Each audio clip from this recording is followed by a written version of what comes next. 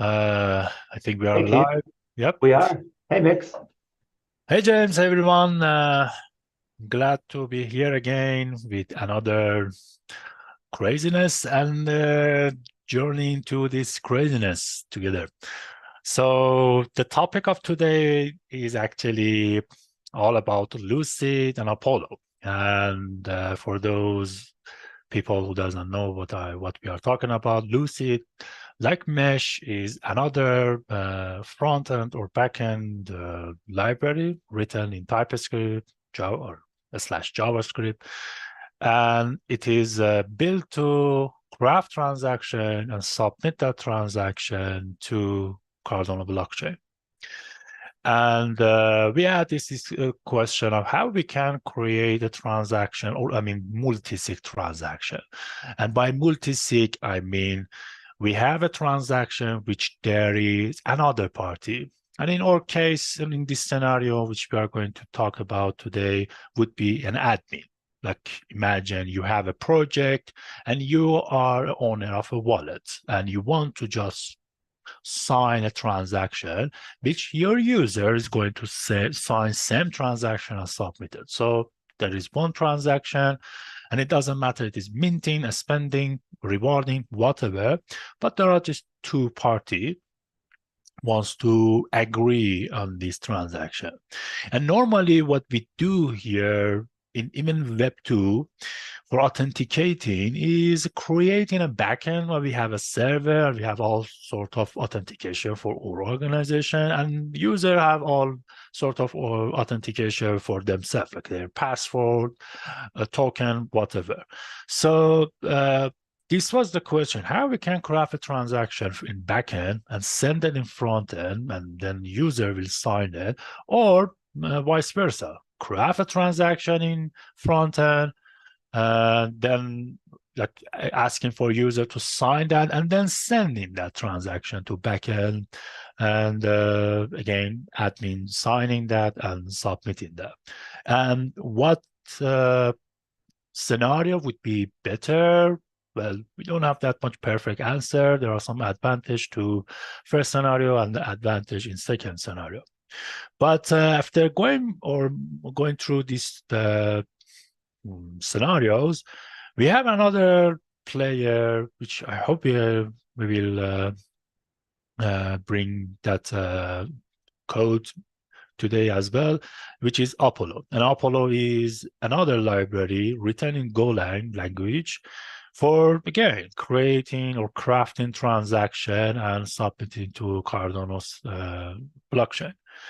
And by that time, after going through the Apollo, I hope, and in the end of the session, I mean today's session, we will create a transaction by Apollo and then submit that to Lucid, and Lucid will deserialize that transaction, like understand it, and then ask the user to sign that transaction and submit that transaction. And if we reach this goal, basically for any transaction you are going to build in future, I hope you get this idea that the library, the tool is actually a serializing and deserializing library. It is just a very, like very boosted or very big code around this crafted transaction based on a standard and given to another library to deserialize it or understand it based on another standard, or I mean the same standard, but a little bit, I mean another, but I mean they are in the same folder, those are standards, and then submit it. So, okay, without further ado, let me share my screen, and I should again maybe mention that in my session or any session that I will present, you are completely free to open your mic, ask question, or writing that question in chat so you won't forget it. It's fine, don't worry. You don't need to like fear interrupt me. Well, I just keep this thing in my mind. So first, let's start with what we are going to do. Well, in the discussion we had before going live, we wanted to just decide what sort of transaction we want to build and testing all this scenario I just explained to you guys. The transaction we decided is coming from our library, I mean, Andamio Turbo Repo, Andamio JS library. And of course, you guys can check it out. The link was already submitted in the chat. And we are going to look into it, like how this transaction was crafted. And I should say that this transaction in this code was crafted by Mesh library, and we are going to just use this to build the same with Lucid, and adding all flavor into it, and all doing all this crazy stuff. Okay, so another thing I want to share with you guys are first this library. I mean, not library, I mean repo I found, and shout out to, I don't know, Creature George. I don't know who he is, but this library provide very simple interface, I can say, interface, I mean UI UX. And the whole idea of this repo is you will connect your wallet, like the code will understand how many wallets installed in your browser, and then you will choose one of them, and then of course you are going to sign in. And by signing I mean setting a JWT token. You guys can check it out. What is JWT token? It is some sort of authentication or Web2 authentication, which we brought it to Web3, but it is not entirely Web3. It is maybe we can call it 2.5 Web or something. But there are projects working to bring it entirely to make it decentralized. So yeah, and that's one, and then it will show you, yeah, you are connected, congratulations, and this is your balance. That's all. That's how simple it is. And it is using Next.js and Lucid. And we are going to use this same repo, but we will, I just modify it a little bit, so it would be kind of ready to do Aura stuff. And I should share the link in our chat. Let me find our chat. So yeah, you guys can check it out. And then we have wallets, bunch of tested wallets. And let me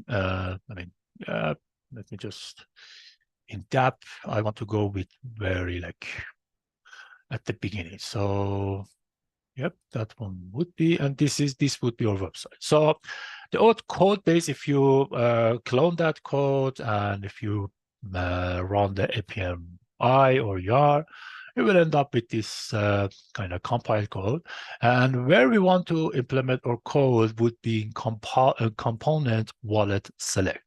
And I should say that our code is not dependent on Next.js. Now, right now, I should say that in order to run not only Lucid, but Mesh, we need a WebAssembly. And the package doing that for us called Webpack. If you run Next, and if you run these stuff and just adding the Lucid Cardano, Lucid Cardano package into your dependency, automatically behind the scene, those Webpack packages will be downloaded and set up by Next. But you need to add this Webpack configuration to your next.config.js as well in order to compile this Webpack before, I mean, at the same time of compiling your whole web application. So you won't face some buffer or memory issue or such. But if you don't want to use Next.js, it's fine. You just need to install several Webpack, which maybe another day we will go through it. And then you need to add a webpack.config file. And inside that Webpack, actually you are going to exactly the same thing. And you're just saying that, hey, at this, like run this or compile this Webpack in the moment of compilation. So that's I just wanted to say. Also, I've added the environment variable, which I'm going to use. It is our beloved and famous blockchain explorer or indexer, Blockfrost, and you can, I mean, the repo actually, that repo has that one as well. So you guys can, check that out if you want.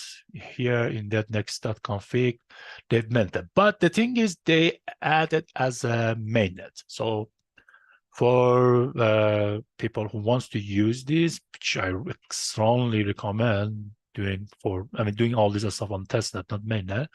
Just you need to just change this mainnet to perprod or preview and changing this 1 to 0. So in Blockfrost, mainnet is 1, everything else is 0. So preprod, preview, whatever, anything else is 0. So you don't need to just worry. It is 1 and 0. And once you set this thing, you're good to go for. And of course, this token doesn't work because this token belongs to mainnet. So you need to go register in Blockfrost to get this API code and add here. If you don't want to use Blockfrost, fine, you can use Maestro, Acmeos, Kaios, whatever, anything that we are going to see Lucid support. And sure, there are some configuration in regards to them, but Blockfrost was the simplest and this was done by this guy, so I didn't want to modify that much on making things complex that much. So, okay. So let's start with our code. So as I said, if I run this thing, let me run it after, npm run, npm I or run, we can just npm run dev.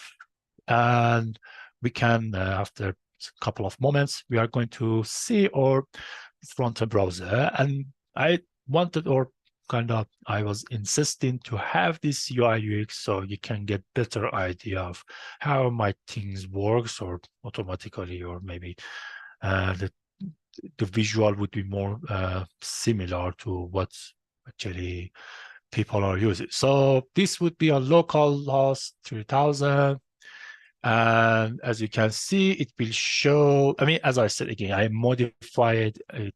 If you clone that repo, it would look different, but I just made it simple. So it will just query what you've installed. And if you click eternal or like whatever wallet, it should ask you permissions. And once you grant that permission, it will get your total testnet ADA, and that's it. That's all. That's the whole thing. And but in that library, we have JWT, which I just commented here. So here it is verified, which I commented. If I bring and taking out from comments, we can see that if I just again try to connect, this pop-up shows up and say, hey, sign this data. And this data is the token which will be set inside your browser. And the whole process of Web3 or Web 2.5 logging into your dApp, whether it is DEX, I don't know, NFT project, games, whatever, it is done by this guy. And there are the function there, because it is not the subject of our topic, we won't go through it. But this is like a emulation or simulation of logging into your dApp or your dApp. So that's it. And yeah, and I just added this nice error. That guy didn't add it. So yep. So yeah, so let's start with our started. So in this code, they've used this guy as like use effect. There is this use effect let's not go deep into this React stuff, but they've used it for just one Lucid. But in our example, we want to have two Lucid. So we want to emulate or simulate two Lucid. And so let's just cut this guy, remove this use effect. We don't need it. We can just use one use effect. And here we can see that in order to, I mean, maybe this would be the first, and actually in Apollo would be kind of the first thing as well. They call it a setup in the backend. So lucid.new means setup in the backend, and we need that. So if you have a local indexer or local node that you don't want to use Block Frost, you want to use your own server, same principles, but just you need to provide these APIs or these things by yourself. A little bit it would be challenging, especially with Lucid even, but for Apollo probably would be better. We'll see it together. But anyway, so this is create a new object, giving this function some parameters, and it is getting these parameters from that next.config we just saw here, and then setting it up. But since we want to have two Lucid, let's just rename this guy with front and Lucid. So we assume this is our Lucid, and we are assuming we want to run everything by Lucid in front. If you are going to use another library, Mesh, Typhoon, whatever, same thing. So then we are going to exactly copy this. I mean, not the set Lucid, and we just call this guy backend. Let's go with back. So we can have same thing. So same principle. If you want to use Lucid in your backend and frontend, same thing. Frontend start with this, backend start with this. Great. Okay, so now we have all these tools necessary, and we can move forward. So let's go talk about the transaction building. So here I need James. For creating this transaction, if I'm making sure, so we need, what would be the prerequisite, James, for creating this transaction? Like, what do we need for this guy? Well, we have the reference script, so we have to be able to validate against that. Great. So let's exactly start with that. So let's call this const ref. What is the name of that contract, James? This is the learner. This is the learner minting contract. Okay. Learner minting ref. Sorry, ref. Learner minting reference UTXO. Yeah. Okay. And not con. So let's take it that exactly right now, and let's use it like await. Of course, normally we are using await, so we don't angry or heap, especially with JavaScript. Heap and a stack are getting angry sometimes, but with await and async, we are going to await it, especially with Node.js, which you guys might know. Node.js basically means JavaScript compiled to kind of C++ compiled to C, and then opcode, and so on. So, but let us start with that, and then we are going to use.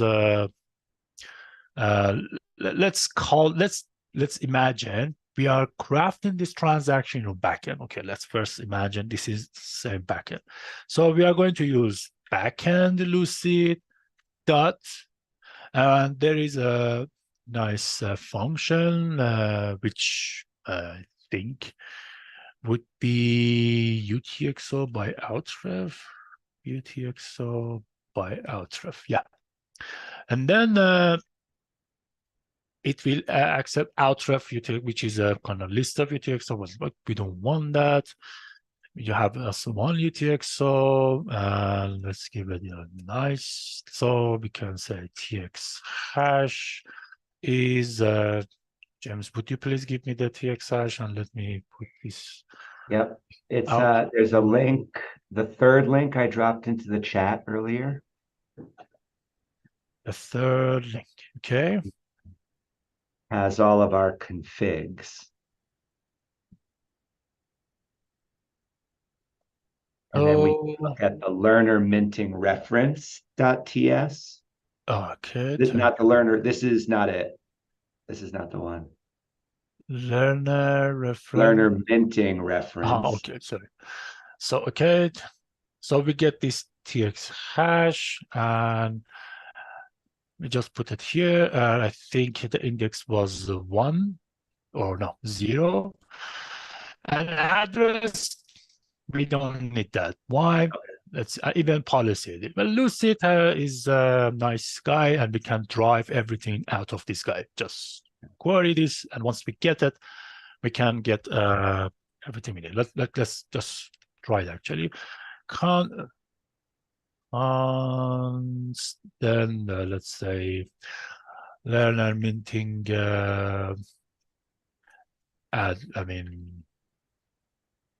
a script or validator address, anything if you know. And then we are going to use backend again, but you are imagining everything done with backend utils. And then there is something called validator to address. Okay. So what should we give to this guy? A script. But let me show you something very quickly. Console.log, and let's see what is this guy actually give us? Like what does it look like? And let's just again going back to our this guy, and let's just refresh the thing. And what is the canary popular undefined type? Well, I think we just because we didn't give it anything, so let's just think that would be good. Okay, so let's go with inspect in our console.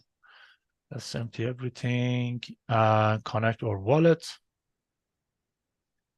And we should get some object. You see, this is the object we just got. So that backend, that BlockFrost stuff gave us is information about our TX hash, the TX hash we just got from that config file from James. And if we see there is this script ref, which consists of the all this CBOR code of our smart contract. And that would be enough for giving to that function, to this function, in order to create an address out of it. So let's just give it. So it was learning minty ref. I think object was 0, and that should be ref script. So that's it. Now we get the payment parts of the address. And then let's query, let's console log this guy and see, did we get the actual address, and just checking out that, is it correct or not? Let's go back here, click in turn on, and we see we just get so much address, which I think are correct. Let's check it with our config file. So ADDR test, QTZL and L4L. So we get different address. Interesting. Yeah, why? Why is that? So we get this address, which is VTJ, and we get this address. Interesting. I don't know Is why. it the same network? Is it same contract? No, is it the correct network? So this is mainnet or this is testnet? This is preview. This Sorry, this is is preview pre-prod right here. Yeah, pre-prod. So we are pre-prod. pre-prod as well, I think. So yeah, we are pre-prod and well, validator to address. Let me check. Maybe this is the wrong guy. No. Let me copy this. Reference UTXO address. Maybe this is not the address of the contract, but the address Oh which no, this sorry. UTXO is. Yeah. I'm Yeah, sorry. okay. That's the reference. That's just the address holding the reference UTXO. I I'm was sorry. starting to question all my life choices, yes. I like getting you there every once in a while, you know. Okay, yeah, it's fine. Sometimes looking stupid, actually. Sorry, no, I dropped No. the ball on that.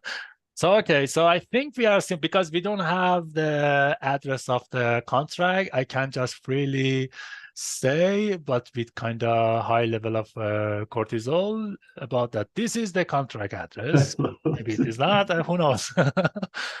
So, okay, so now we got our address out of the contract. And if you want to create a full address with your stake address, like, I mean, there is a stake contract, there is validator contract, and you want to just merge these two guys and craft a address, absolute no problem. Same thing again. You can, there is actually a validator to address, and then, I mean, at the if I, let me check my note that what was the exact function? Yeah, credential to address. So let's imagine, okay, I mean, which is actually not quite right, but let's imagine this is uh, like Andamio staking contract or a script or for just changing the name.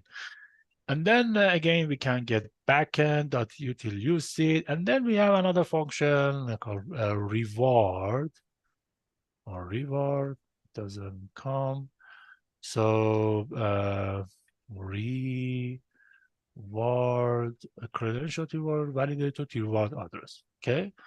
And then you will provide, I mean, you will get first your a script I mean, you can provide a script by CBOR as well. So you don't have to go with this deploying your smart contract to a UTXO, but you just want to like making that convenient. So let's just do this and let's see that do we get, or maybe or we get some error or whatever. And then we should console that log this thing and see do we get? I don't think it. I mean, let's just see. I haven't tested, to be honest. I haven't give a spending validator as a staking validator to get reward address, but let's just do that and see what just would happen. And okay, eternal. Yeah, we get some staking address, which is wrong, but let's imagine this is our staking address, and then we want to craft a full-fledged Shelley era smart contract address, and it would be const, and then I mean, let's say learn minting Shelley address. So if we call that, and then it would be backend.lucid credential to address.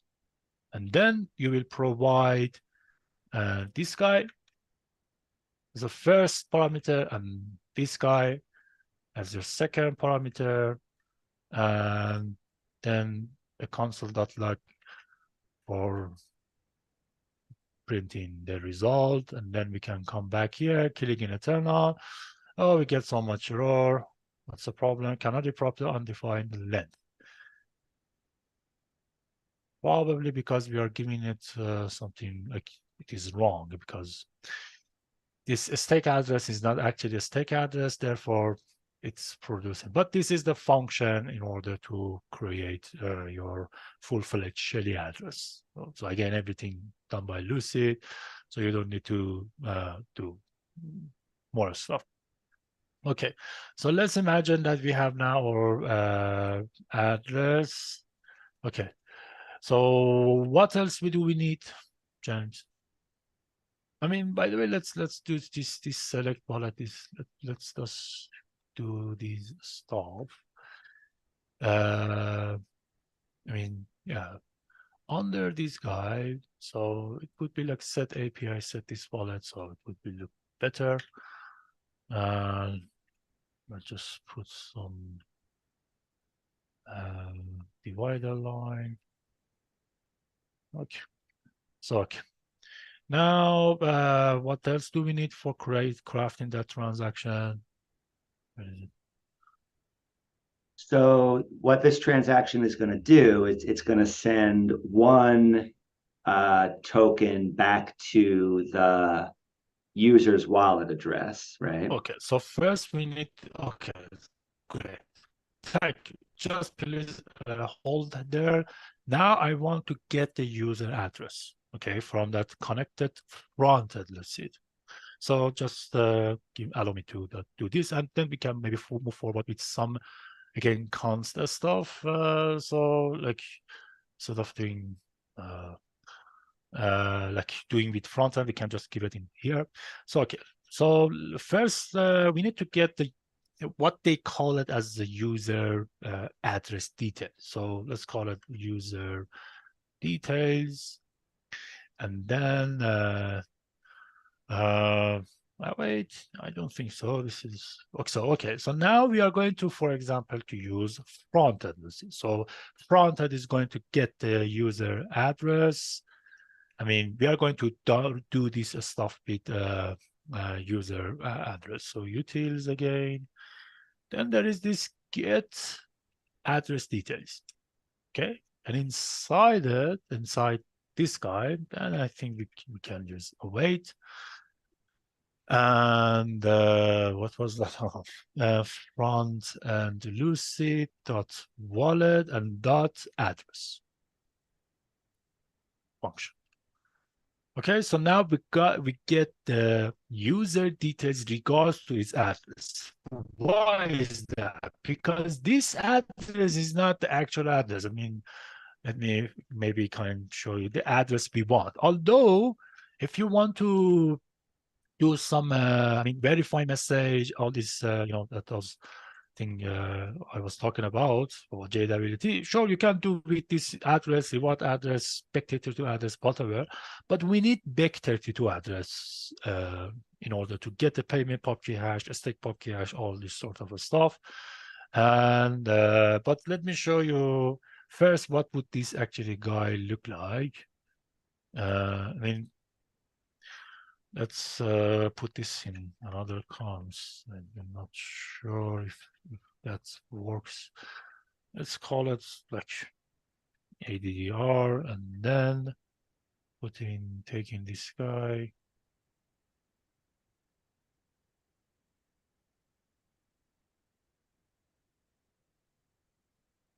And let's see what just happened. Okay, so we got the terminal. So now, after moving, okay, we get some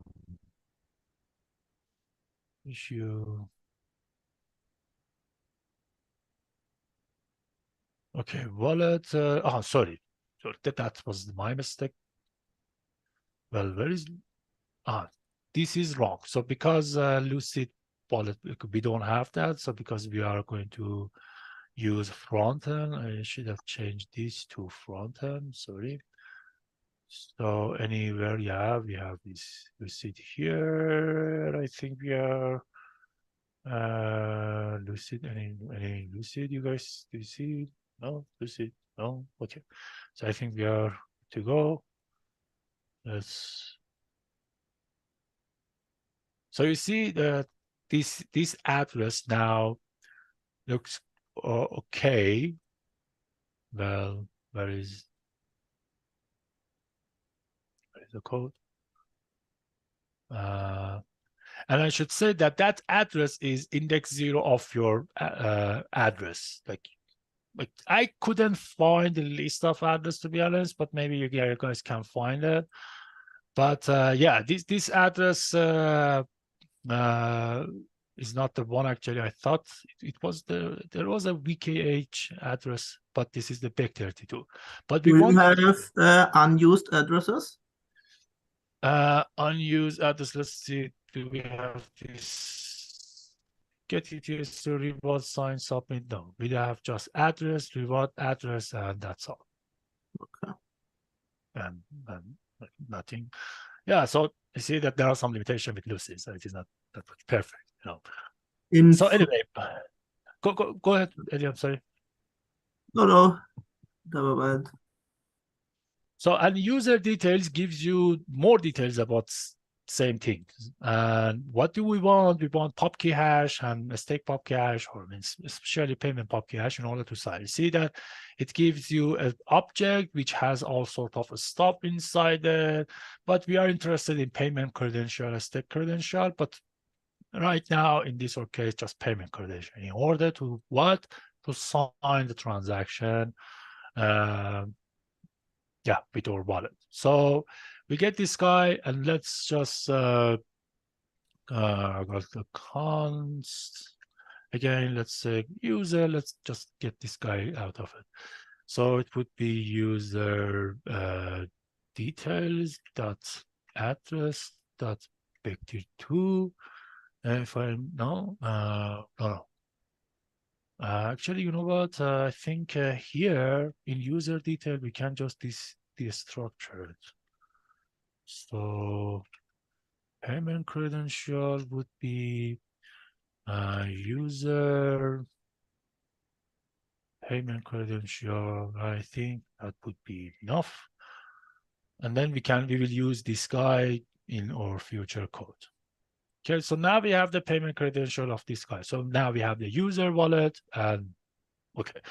I assume we have a token name, and I assume we need a policy ID as well, I think. So let's create a policy ID out of this guy, out of this reference. So the policy ID would be, the token going to be minted by the learner.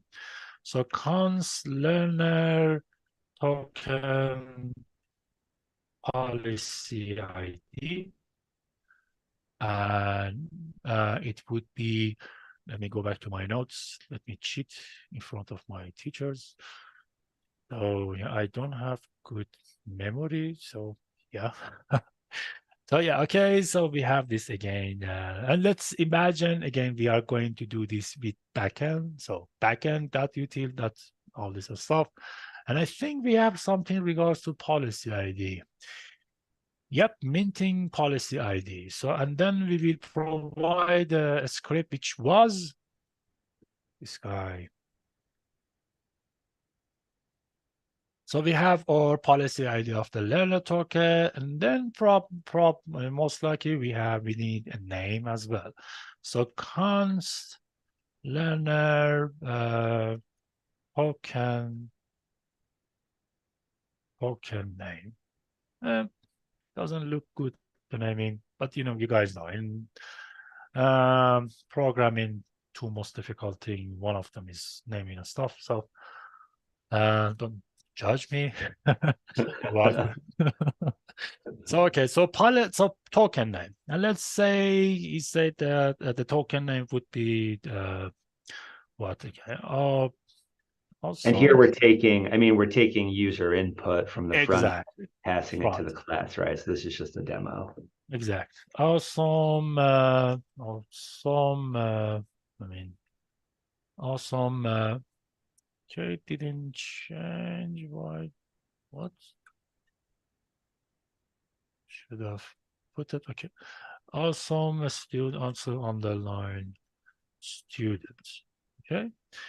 And this is the guy. And then we need to kind of craft a student. But we need our student ID as a hex. So Lucy provide a nice function to convert a string to hex. Although we have hex libraries, but we can just like from text and then so from text should be added at top. I hope. Yeah, it is not from hex. No, from text. Yeah. So now we have this guy, and in Lucy we need to combine these and how like let's call it. So okay, const learner learner token would be this guy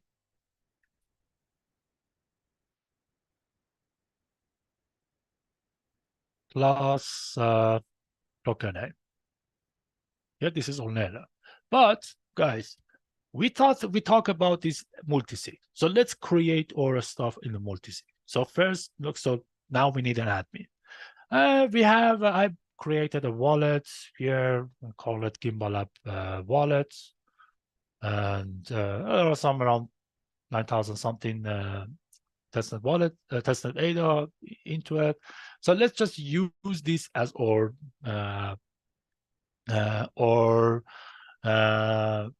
kind of admin wallet, and we are going to see like how this admin wallet is going to sign. But let me just show how we can add an admin wallet. So okay, so but let me check the. I mean, do we have a question? Okay, no question so far.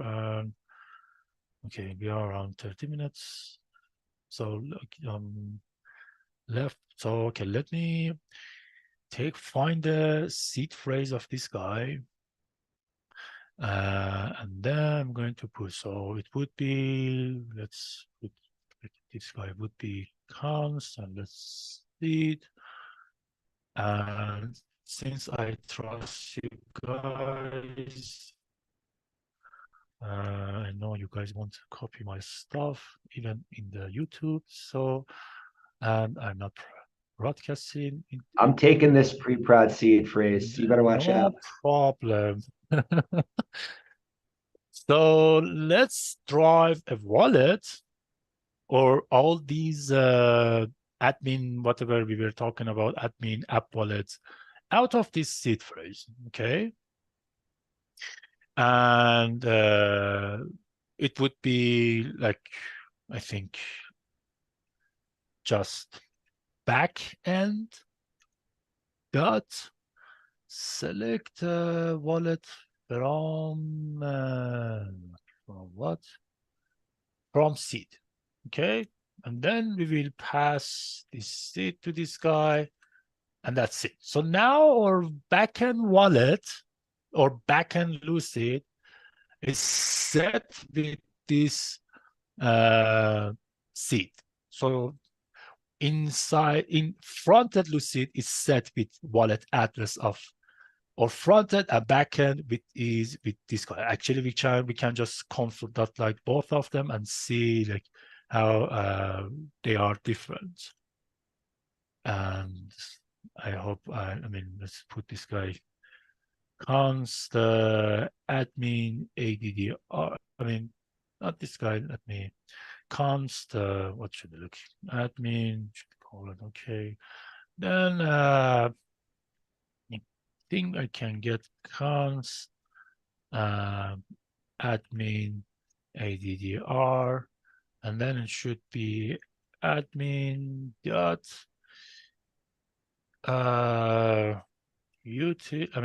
dot wallet. I think yeah, it should be like this. If I remember it correctly, dot wallet dot address. Okay, admin And okay, no suggestion. Admin. So let's console like this guy, and let's say this guy dot, and then let's copy this guy for our user. And user ADDR. Let's copy this here as well, and here and here. So let's see that. But we didn't need this. Yeah, we can just run this guy here, but let's do with await. Yeah, let's do with everything with await, so we don't get that much stack error. Let's just again refresh and eternal. So lucid, we are going to get two address. So see, we got this address, but in admin address, it looks different. And the reason is that we did a lot of stuff in regards to frontend, but we see that admin address and the user address are same. Am I right? I think they are same, right? Yeah, they are same. And the reason is because we are connecting to same wallet. Okay. Because this is the wallet. So let's imagine I'm connecting with, I don't know, like Maker wallet. Okay. And let's refresh this guy. And now we should see that, yeah, we have two different addresses. Although it is promised, I mean, let's, okay, make it no promise. Promise, I think it is fine without a wait. So you should get two address, admin address, still it is promised anyway. So it is our admin address and it is our user address. And before, because I was connecting with same wallet, which I just imported there, its seed, actually just prove a point that both address was derived similarly. So, okay, so now we have our user, and so let's imagine this is the user now, I mean, Maker. Okay, so we have this guy, and then I think we need to drive the admin pubkey hash. So let's go with this guy. Let's do this guy differently. I mean, yeah, we have this guy admin, but counts admin details, and then should be again backend dot utils. We want to drive the address details. So utils dot get address details.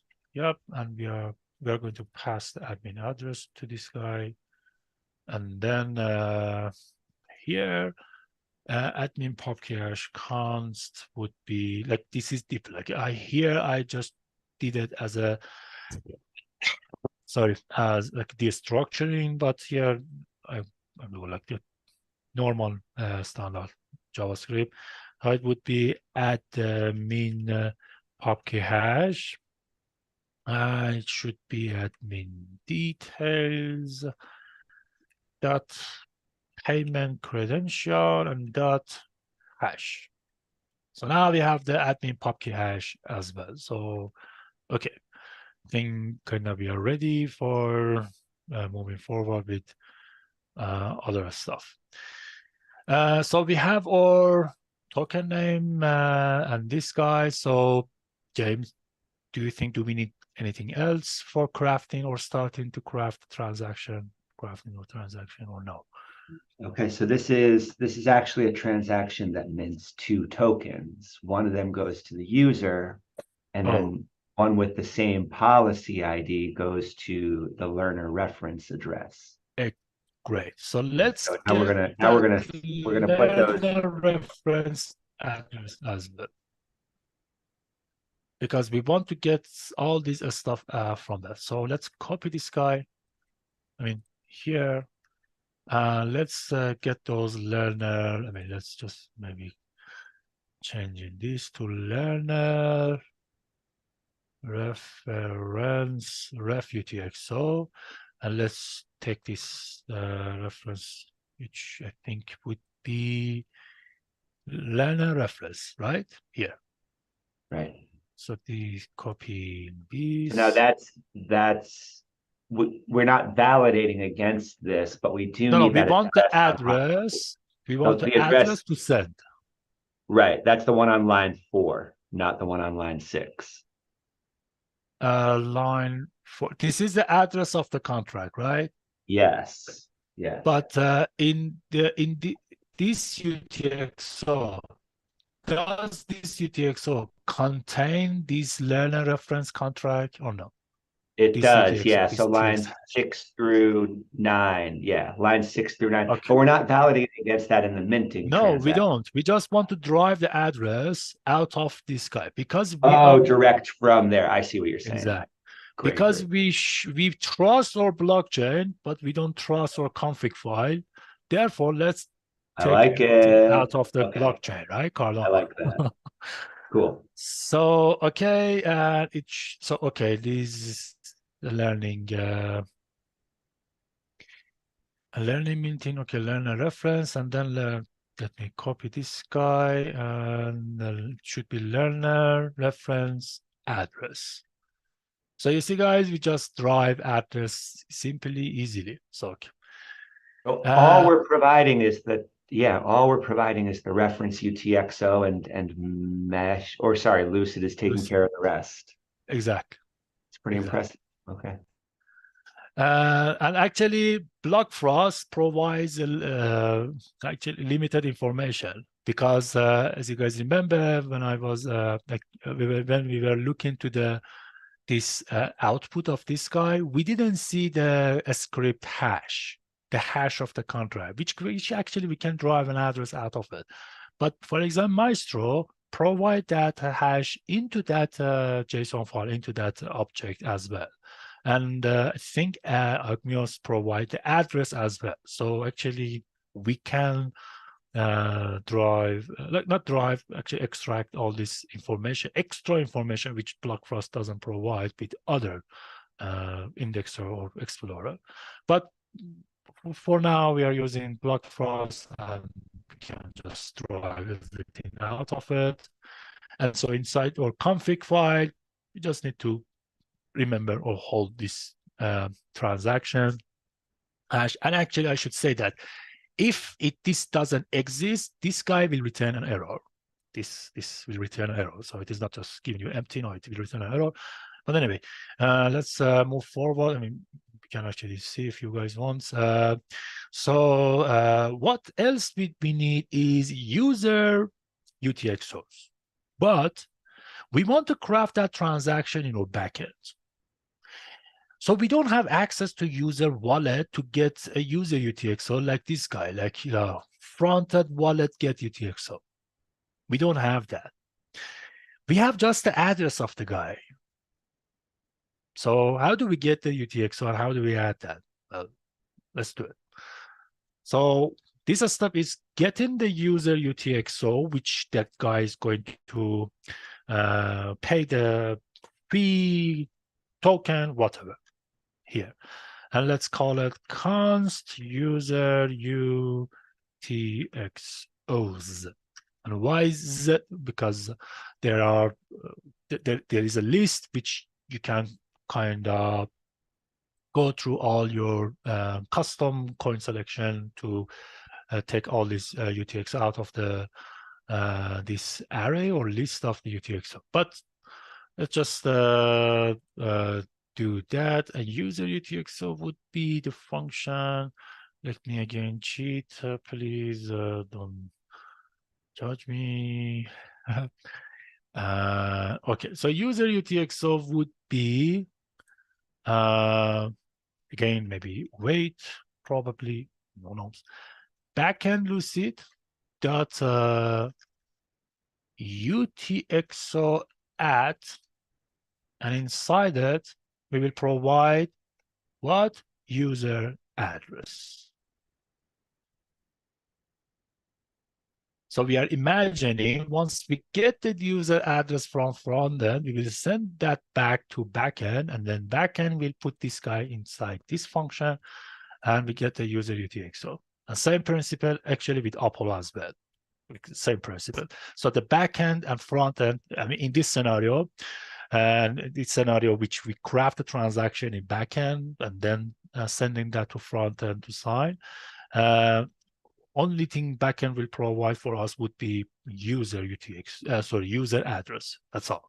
User address, and of course there are some other parameters like this token name or whatever, and sending these extra information to the backend, and then backend start crafting the transaction. So okay, now we have user UTX. So I think we are good to go for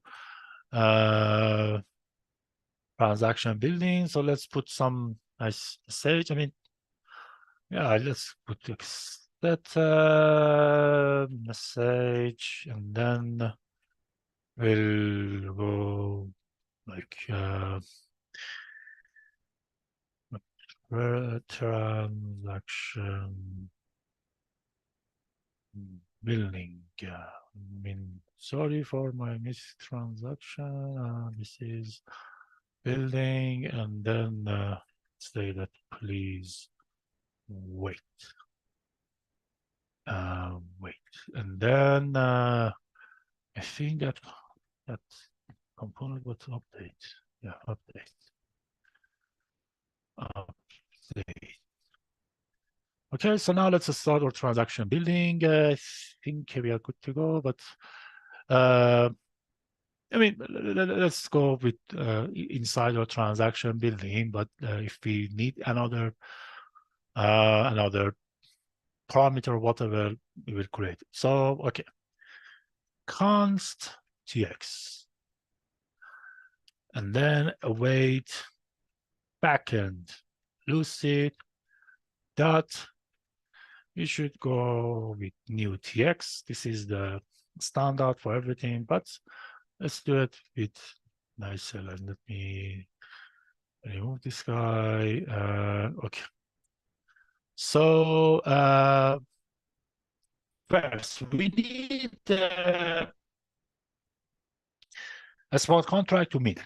So let's go with that. So we have this read from, which acts as a reference input, and we will provide that reference UTXO which we got. So this guy.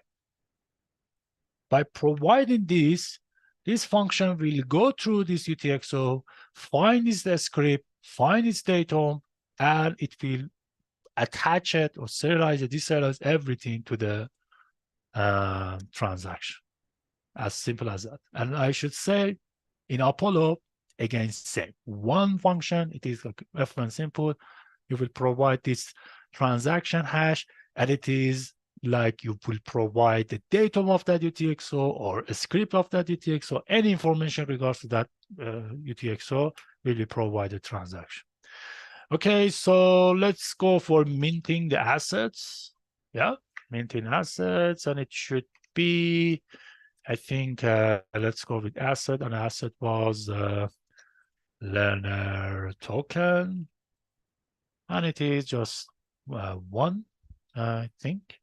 And here it should be a list of address for some reason. Yeah, I'm just so okay, and then the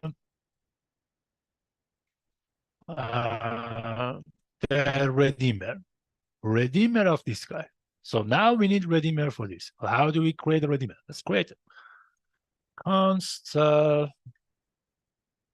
minting minting redeemer. Yeah, double E or double M, I forgot. Let me see. Anyway, so let's craft that. Now, if you are writing with the TypeScript, there are nice objects you can use it to create your datum or redeemer, but we are using JavaScript, so we have to go through the hard part or harder stuff. In order to do that, we need to use data. And data 2. And most likely we have a new constructor here, constr, and the index for minting, James, is what exactly? 1 or 0? Index. Do you remember? Or I mean, Adrian, do you 0, remember? but we can look at that in Where is it? Sure. the second link I shared with you. Second link would be here. And this points to, this is the mint transaction. So if you go up one directory from here, It should be mint gate here. and then up one more, keep going up, now up one more, sorry. Learner Learner reference, reference. redeemers. Redeemers, great. And you want the redeemer mint here. learner. Okay. So to see this guy in mesh, we need to craft or date of a redeemer like this. In Lucid, it is different. We don't need even tag. I mean, in Apollo, actually, we need extra stuff, and we will reach that level. So, okay, so let's go. Alternative means that constructor. So let's go with it is 0. So let's go with 0. And then apparently we need to go a little bit deeper. So again, am I right? Let me again go back. So alternative field, and yeah, inside that field, and we don't need field, we just made that list. Inside that, again, we need new constructor, and then inside this field, we can add all this stuff. So new const tr, and it is again 0, and here inside this field, we need to add Plutus address. This is the learner reference address. What is this Plutus address, James? Do you remember? This is the connected wallet address but it's in Plutus form. And so you see Plutus, there's I see. Yeah, okay. And we have a TypeScript representation of no problem. I'm going to copy something from myself because I'm going to show you what James means actually. And Plutus representation of address is quite kind of complex. So therefore, for the user, we need its staking pubkey hash as well, because in order to craft that address, we need both users, the credential. Nice. So okay, we have now these two, user credential, user payment. I'm going to copy this guy as the code I've already wrote for another guy. Sorry, I just lost my slide for itself. Where am I? Here. So inside this guy, I'm going to paste this, and this is an address. Address representation of the user address or anyone address, even a smart contract. So yeah, that's much messy it is, unfortunately. So yeah, we have to go deeper. And by the way, I add two addresses. Sorry, one was enough. What did I? Yeah, this one. So this is the address. Sorry. Let's make it less complex. But let's put this user payment credential at top and user stake credential at bottom. And now we have the address, which James, they have created this in TypeScript. And as I said, if you use TypeScript, you don't need to go with that much manual here, even with Lucy. But let's go with manual. So then we will enjoy the auto. Okay, token name. We have the token name. It was the learner token name. Nice name. And then the other would be learner info. So, okay, what is learner info exactly, James? Can we write In something this or it case, has to be? it's just a string. Okay. So let's go with learner info, and we'll do that. In this case, is just a string.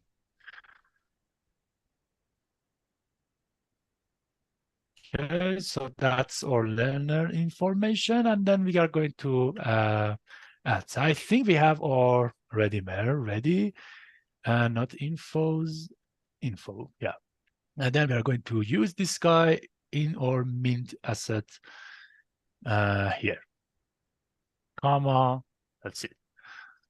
And then let's move forward with other stuff, but let me see if does anyone have any question? No question, because still people are here.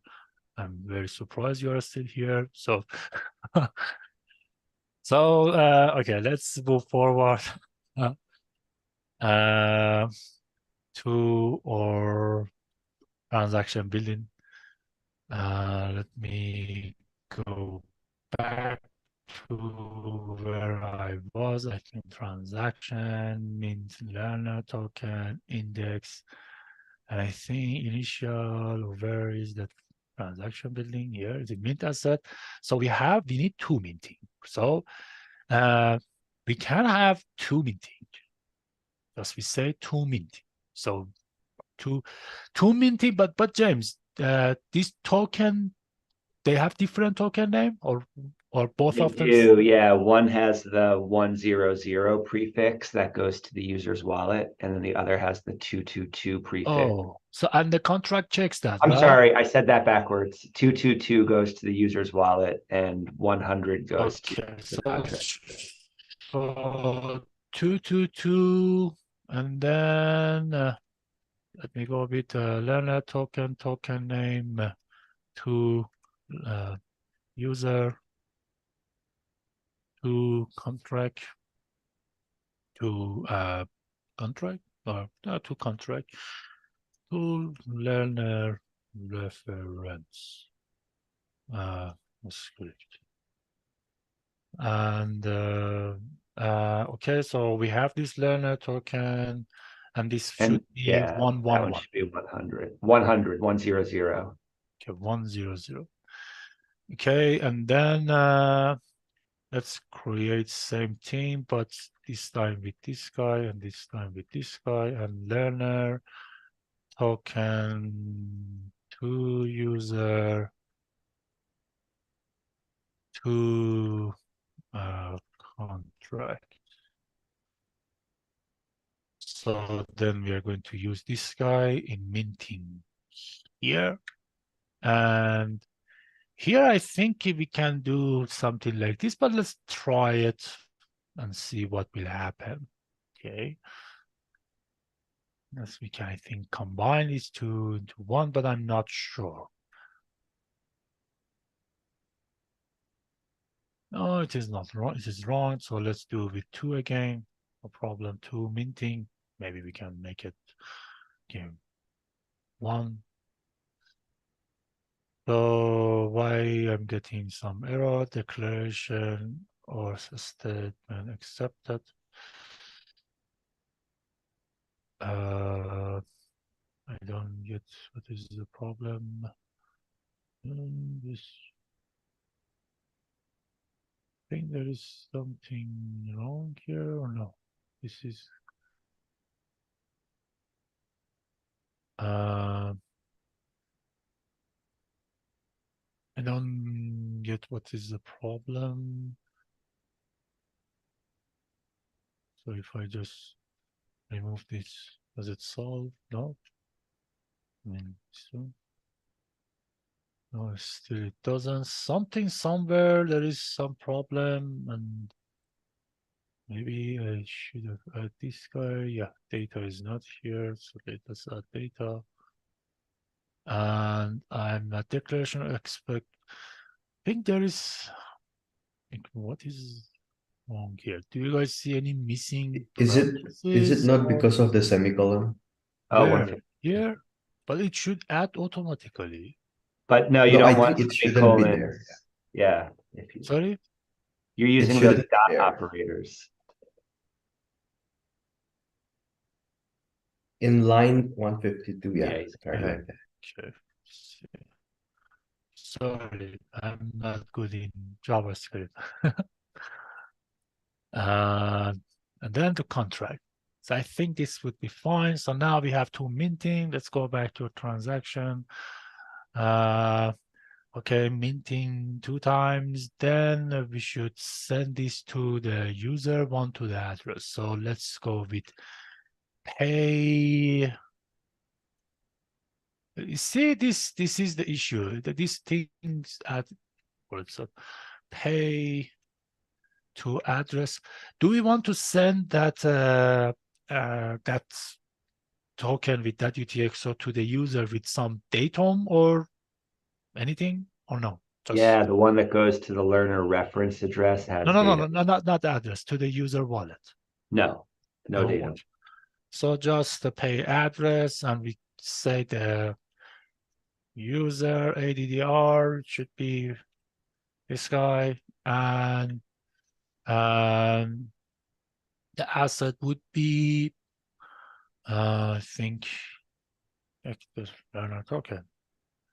Let me remember. Yeah, again, should be, I think, do this. I mean, this stuff.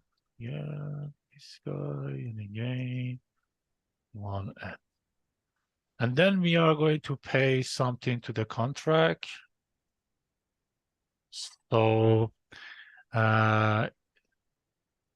let's go with the address of our contract. Where is it? Learner reference address.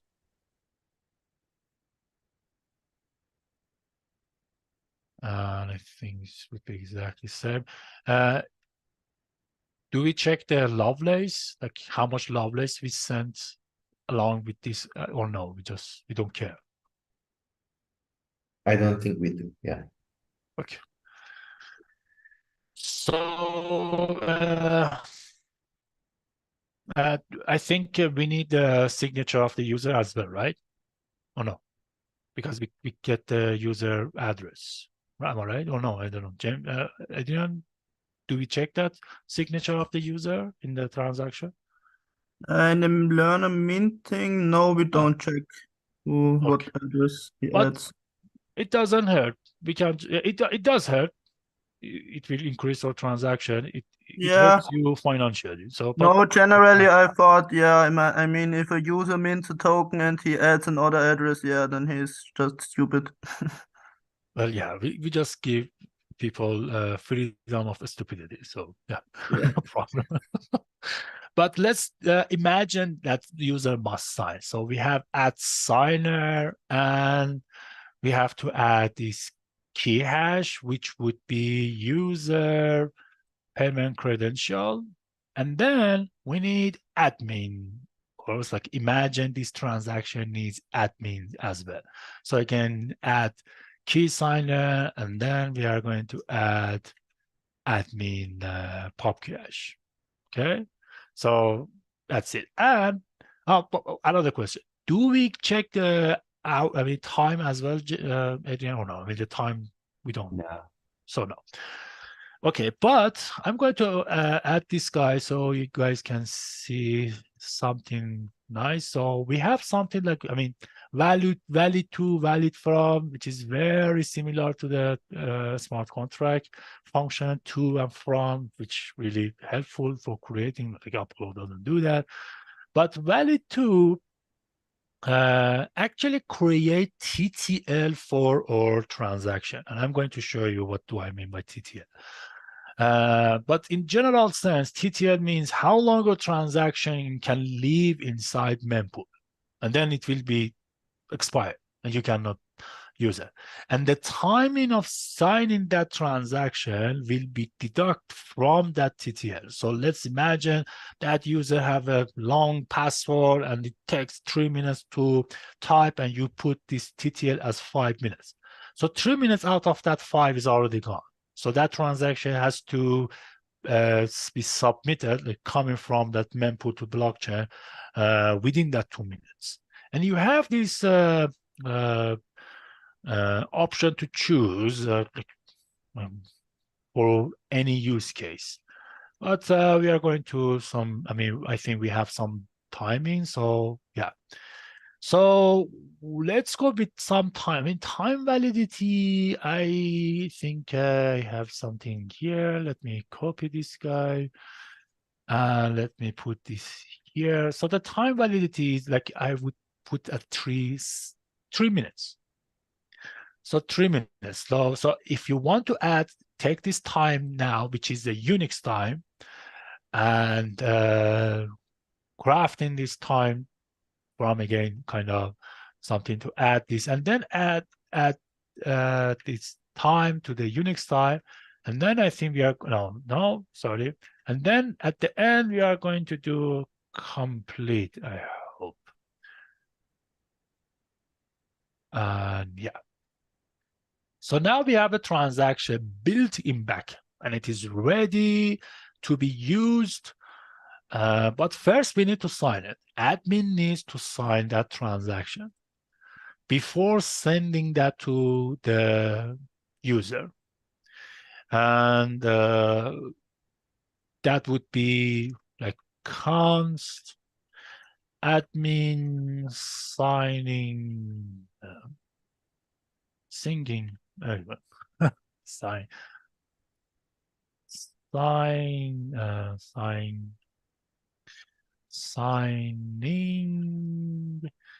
TX, and it would be, again, wait, of course, and it would be, yeah, there is this function TX dot partial sign. Sorry, partial sign, and we don't need to do anything because this TX was built by this backend Lucid. And in backend Lucid, we have provided already this seed. Therefore, backend Lucid will take all this private key or all these S key, V key, all this stuff in behind the scene. And here, once we call this function, automatically it will sign, it will recall that private key and sign its transaction. So we don't need to use this function called private key with like partial sign with private key, which actually took me time. I don't know how long, maybe 2 days, I think, to just figure this out. So because I thought Lucid doesn't do that, but once I've done this, I realized, yeah, it does. So let's just do this, but and then we are going to imagine like this guy, and imagining this transaction will be encoded in CBOR, and we are going to see like how does it look like. But let's say that TX built at backend convert to CBOR. Okay, and then await TX dot to a string, and this will give us the CBOR code of the same transaction. So we just built that. Okay, so now we have these two. So for Lucid, we need to just send these two. So in Lucid, we have crafted our transaction. Great, nice. Then we signed it, and then we store this thing inside this guy, and we are converting this transaction building into CBOR code, and we will send these both to front end. But let's see what these two, what does these two guy looks like first. And console.live. By the way, guys, don't worry. We are kind of at the end of the Lucid stop. Then we will move forward to with doing exactly the same thing with Apollo. And yeah, that would be and should be this guy, but let's make it nicer. And this guy as well. Put in double columns so make it more pleasant. We developer like cleanliness stuff, we developer are famous for their hygiene, if you guys know what I mean.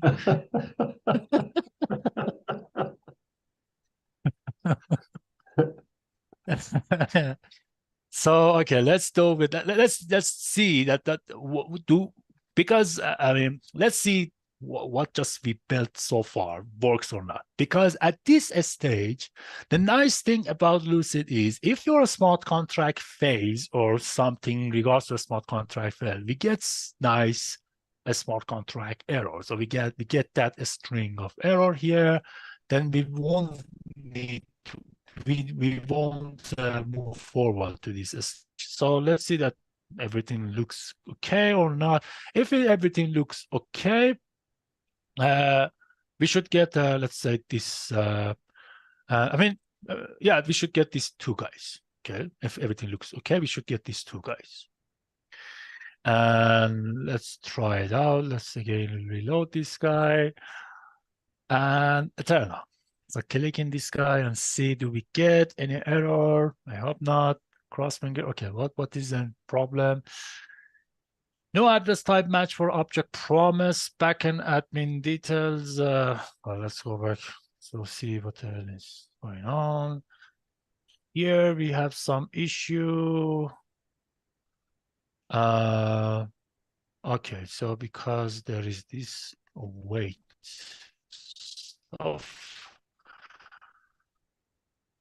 So I said JavaScript and heap and stack are not friends, they are eternal enemies. So anyway, so okay, another problem, const tr is not defined, and the reason is we need to import this guy. We need to go at top in Lucid.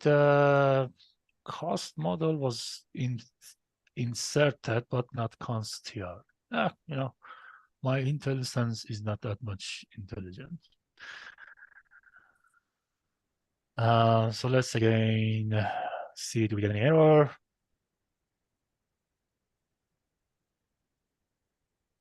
Looks not okay. What is this? Okay, learner is not defined. Learner token is not defined. Absolutely. Oh, leaner. You need an R. Little leaner. So because our student goes through a lot of suffering, learner becomes lean on me.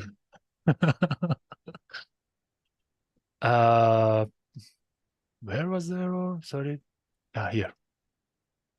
Yeah, we need. It should be to user. And then you see how it says leaner on lines 120 through 123. You need an R after the EA. On leaner, yeah.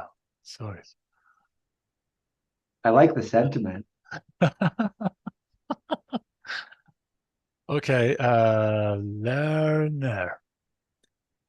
Actually, we have, is it learner? But actually, we have like messed up. I messed up a lot of learner and leaner. All of them are leaner.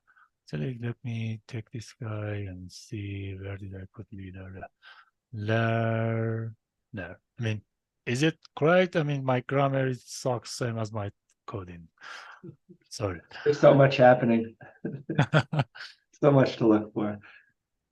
Okay, let's again. I think the next is good about reloading, but just for being safe, reload the stuff again. So let's see, do we get another lovely error? Yep. Okay. On the runtime, as I said. Okay, what then is problem? Could not serialize the data, the data, okay, it's not serialize the data. Why is that?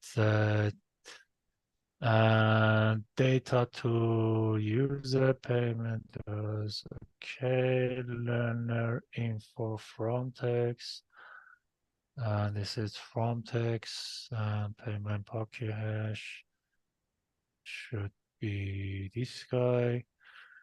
So one object is problematic apparently because that's the reason is because of this guy. I'm sorry, I should have added this guy under it, not above it, because this is the address and this is the two other parameters. So let's go with again replying, reloading.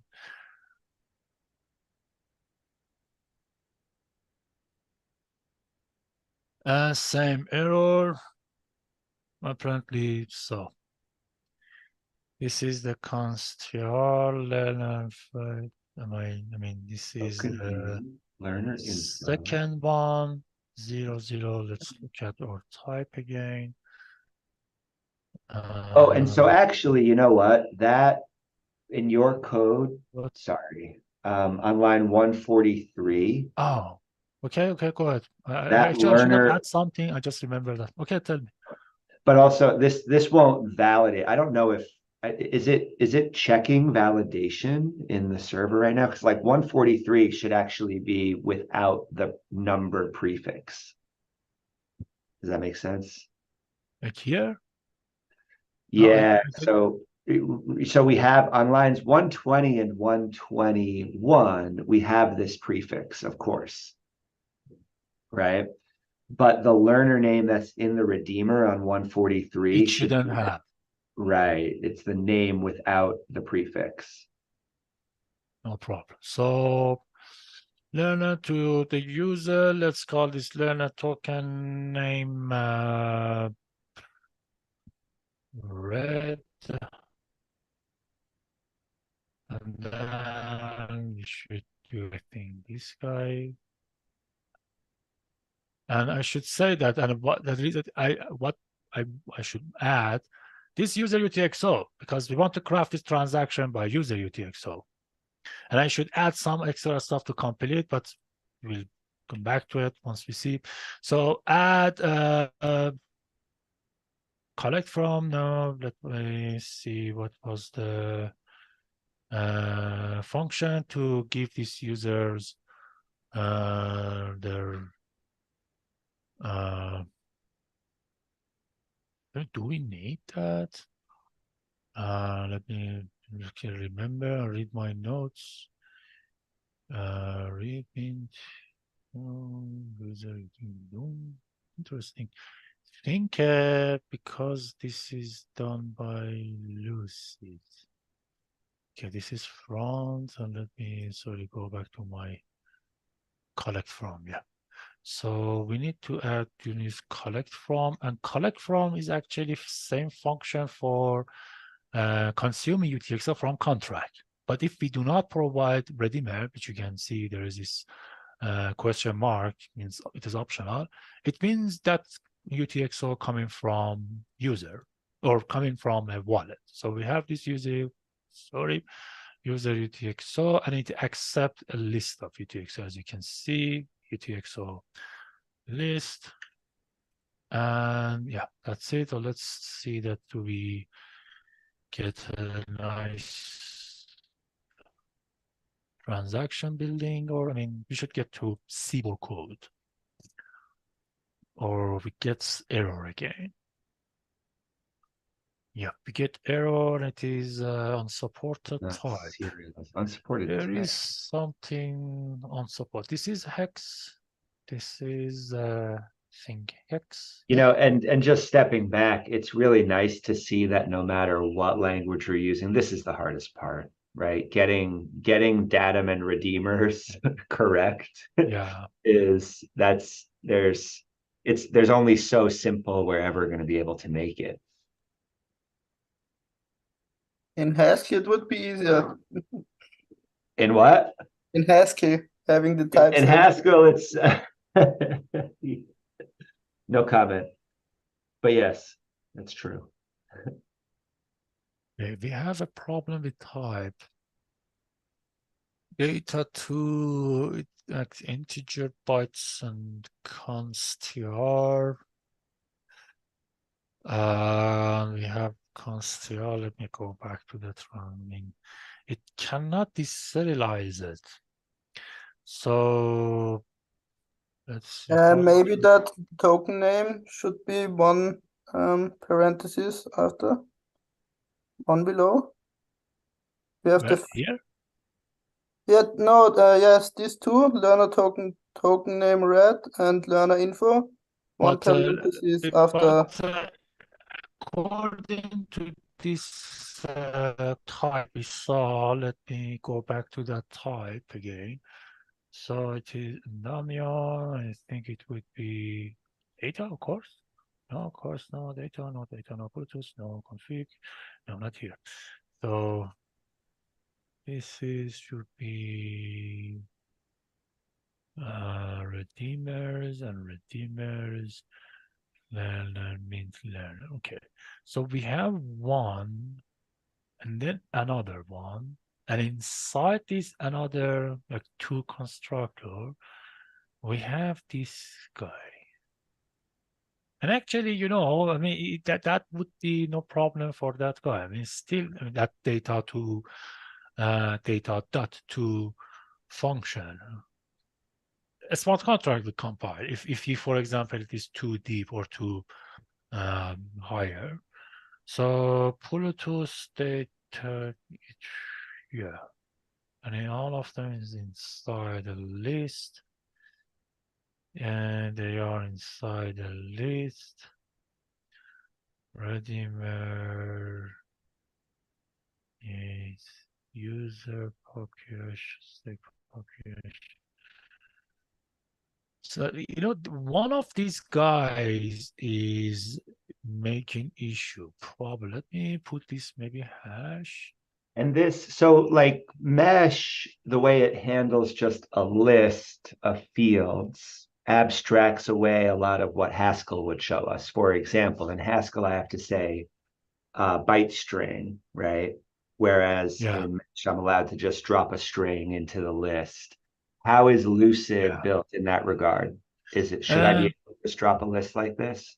Actually, yeah, you can. But if you go with TypeScript, it is really better. You don't need to do this. In this data too, there is another guy which is optional called type. So you can craft all your type, structure your type, and it will serialize these information based on that type.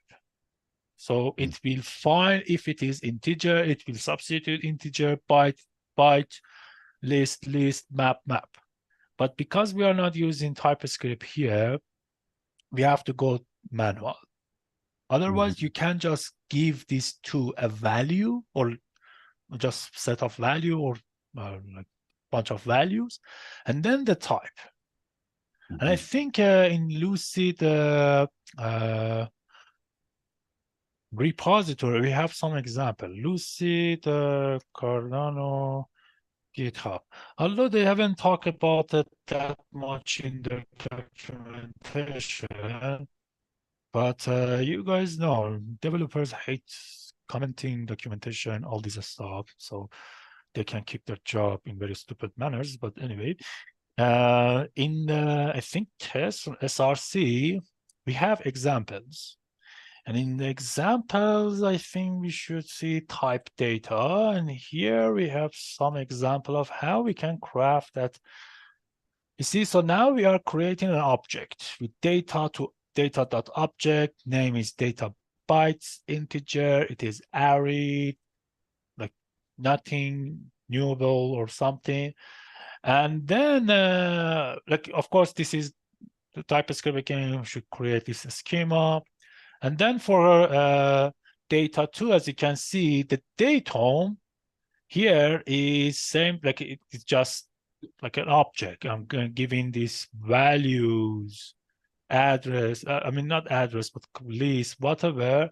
And then in data.to datum.myTop, this will deserialize that, serialize that into this. And if you want to deserialize it, same thing, data.from. So data.from will give you, if you provide that, this guy again, a schema or object, as a college type definition, then it will give you this guy. Exactly, like easily. So, and you can just access to the object. But did I answer your question, James?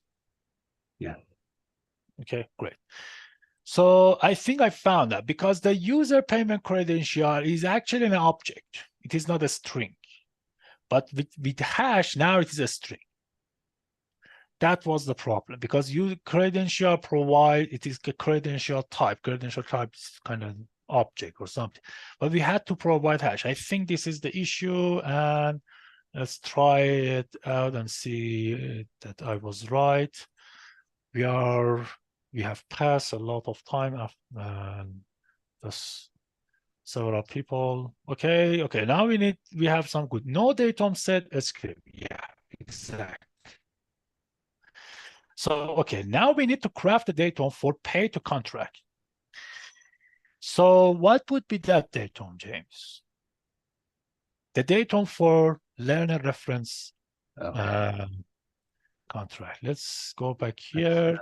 The datum learner ref at assignment left by wallet action, left update. Which one? Hold on one second. You know what? It might be in the minting code in your first tab. Okay. We might have left it there. Transaction, a student, no? Oh, wait, where's mint? No, sorry, this won't be in the assignment validator. I'm sorry. This will be in the learner reference validator still. And our minting. Oh, that's why we couldn't see it. Learner reference datums is where you want to be.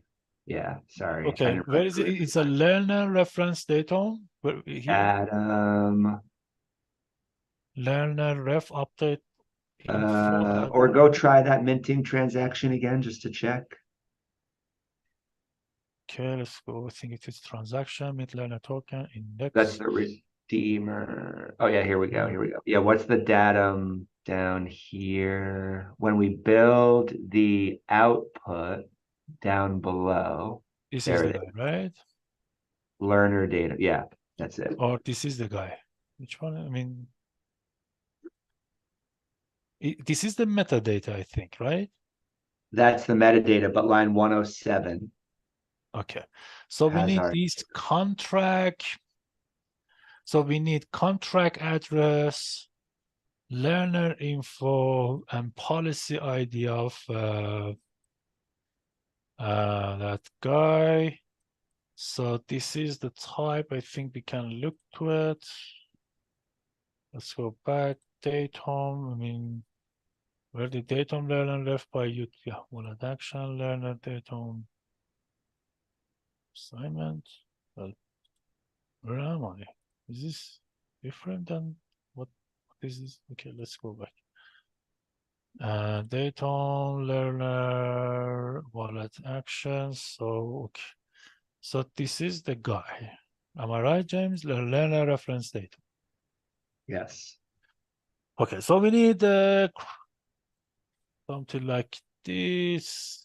Let's copy this guy. Let's call this linear reference data. And let's put this here. I think it should be, well, let me go back to my documentation. How do we add inline data? Yeah. So we just do again another like this guy and say inline, yep, and down, and then, and it should be another comma, and yeah. So inline, if we do not put inline, if we just added the datum, it will be attached, like the data mesh. So we can see here output data, and it is a string. But by a string, it means hash, data mesh. But if we do this in line, it will be in line. So anyway, so we have cons, but let's again look back to that data structure. Plutus address, which is our contract address, right? The Here was Plutus also contract address, not no, the. no. Oh, no. That is the address of the learner's wallet from which the token is being minted. That Plutus address, the one that's in the learner's datum, is the learner's wallet address. Oh, so why did we choose Plutus address name? Just to indicate that it is the data type of a okay. Plutus address. Okay. Oh, so same thing. Okay, again. So Redeemer and datum are exactly same, right? Am I right? Okay, no, but we have these two empty lists as well. Correct. And you can see that learner reference datum type. You can see that that's imported on line 3 from a types file that's in the same directory or one directory up. Okay, let's one yeah, there it is. Type is it Learner reference action, I think it's up. action. I think it was at the top of it. I think you already scrolled past it. This guy? Yeah, there it is. Yeah, line okay. 11. Yeah. So complete assignment, the learner. Okay, complete assignment means a zero list. Therefore, in my opinion, it would be new const your it is exactly like so. This is our that's empty list. I think so, if I'm right. But learner info, learner currency symbol. Learner currency symbol is that minting. I mean, this guy, the minting. Yeah, it's the policy of that minting script. Yeah. So we have this guy, and let's put this here, and then I think we need to add another guy here because it is just empty list. I mean, let's try that. I hope the smart contract compile, but maybe comply, I don't know, or maybe complain. So let's see which one of these will happen. But I think because this is a type, it is a constructor. It is not just empty list, but where is this guy is actually coming from? It's just a string, an empty list, a string. Maybe it should be empty. I don't know. What do you guys think? It should be like constructor, or it should be empty? That's the thing, right? It's like every framework is opinionated on how to handle that. So no problem. Let's try that. Empty, it would be, that's it. So let's go with this empty first, because I probably is just empty. And let's see, do we get any error or something? Oh, did we add this guy? I mean, here. You know what just we did anyway, let's change them. We just changed the redeemer, and let's put this guy. Yeah, same empty learner info policy ID and info datum. Yeah, let's see that. Where is it? Okay. Hope we don't get error. And we should get to what? Invalid bytes. There is something not right. Invalid bytes.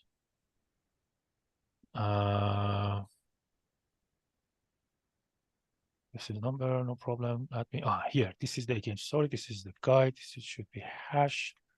I think that was the problem.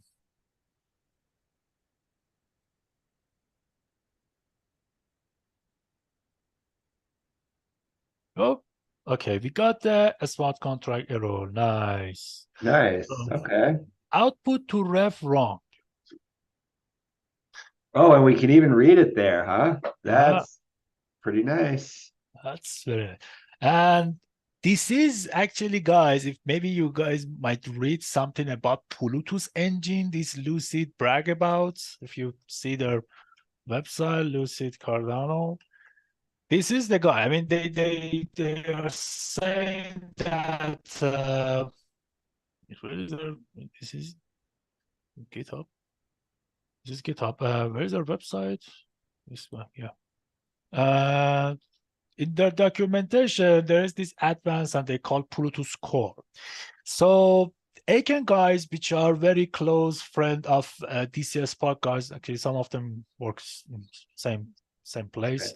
And they've created something called Plutus core engine and powered by Aiken. But what does it mean actually? Lucid in behind the scene, let's go back to see their SCR. There is this core, and inside core we can see their core is actually Cardano multi-platform library, which is DCS Spark library. It is a version of Cardano Selection library. But the thing is, this multi-platform library, they injected or they provided this Aiken Plutus core.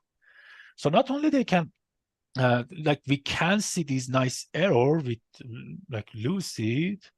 Where is this error? Here. In fact, you can provide your CBOR code, unwrap CBOR code of your Aiken and give contract parameter to your contract on fly, on demand, and then compile that contract on your front end or your back end. It's really cool. It's really handful. It's amazing. But they've said, if you don't want to do that, if you don't want to use that, you can just say native UPLC false. And another thing, actually, this guy provide is this one that we just, where is it? Memory execution and CPU execution unit, like this guy. This is also is possible to bring from Block Frost. There is this endpoint called evaluate TX. And it will gives you this transaction, how much will cost in terms of memory and CPU execution, but this native provides for you. So, okay, let's go back to the issue. Output to ref wrong. So what do you think would be the issue, guys? Adrian, James? We can check the output code. to ref wrong. Like what ref should be sent? Like the address of the contract is wrong? Looking for it right now. Adrian, do you know off the top of your head?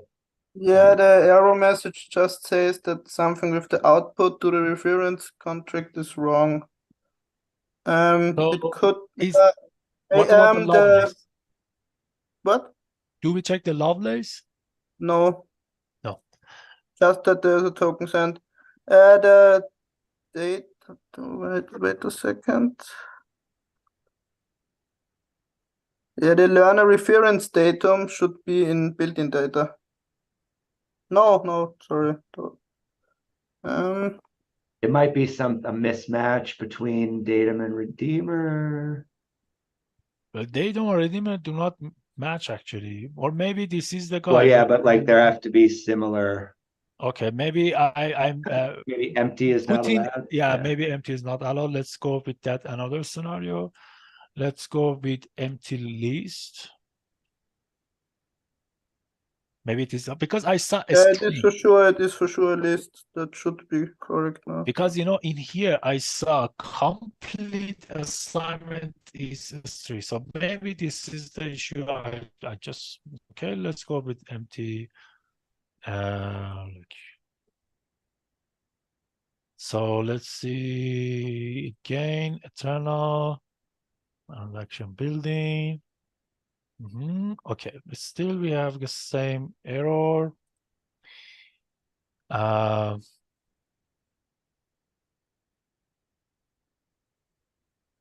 Learner token. Learner token to contract. Minting one. Output a contract in line. Maybe it is not empty list. I don't know, maybe it is this guy. Yeah, it's comforting to know that this is hard no matter what. And every framework we learn at this stage in the game is handling datum and redeemer construction differently. Fortunately, there should have been a standard. I mean, there is a standard, but not that If much. you're in Haskell, there's a standard, right? But if you're Okay, still same issue. So it doesn't matter. We just change a lot of stuff. Doesn't matter. Let's see what would be the problem.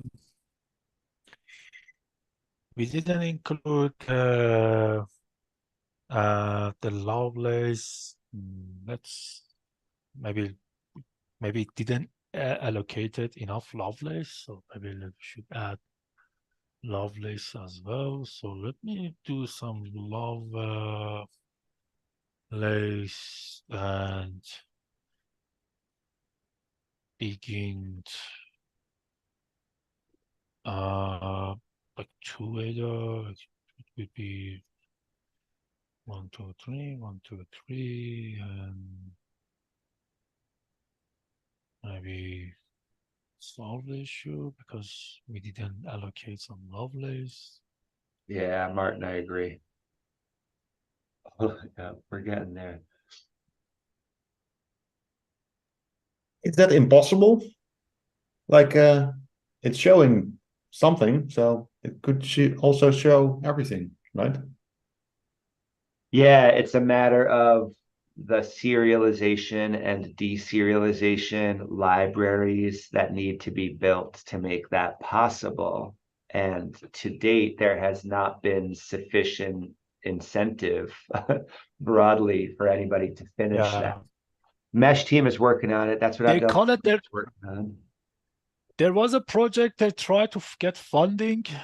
They call Right. it Plutus VM. Yeah.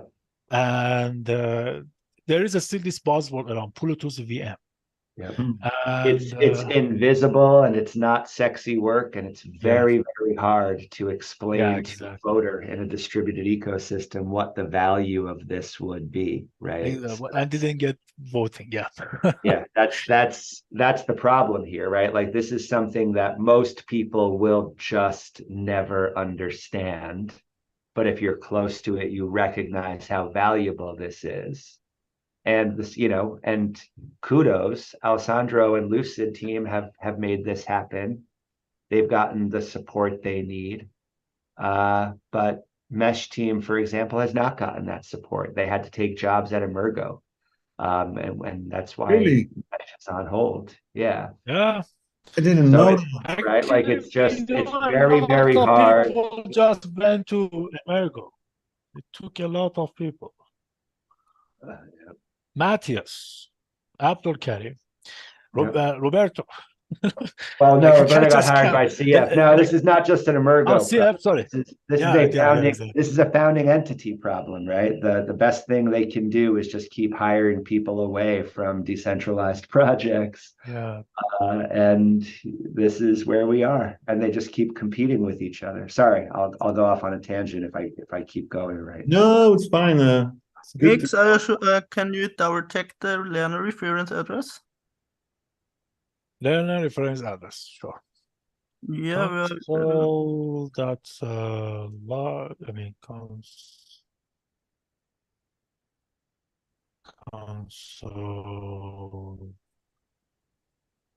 That's like, and then should be this guy, learner reference address. Let's see.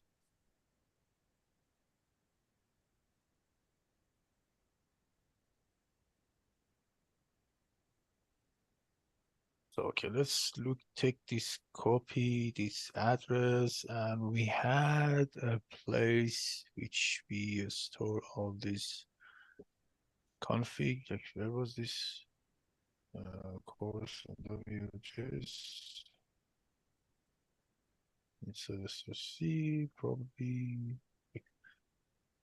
contracts, projects, course. I forgot where was that config file. Here, sorry. Yeah.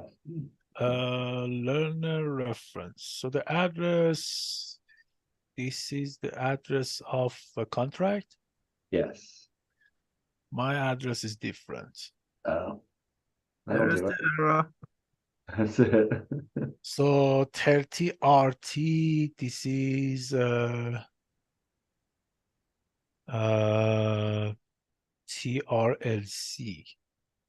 And why there are two different addresses? Okay, the index is 1 here.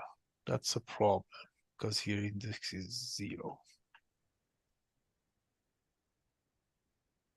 Wait. There, remember, we have to distinguish between the minting reference validator and the learner reference validator. Those are two different things. So which one are we? This one Yeah. is right. Okay. This is the reference learner reference validator, and this is the minting contract. There they This are. is- Okay. So Good. this was 0. This was again 0, but it had to be 1. So let's go. Maybe we have some good news. If the address is same, probably address is same, error is same. Great. At least we solved something. So this address is TRLC.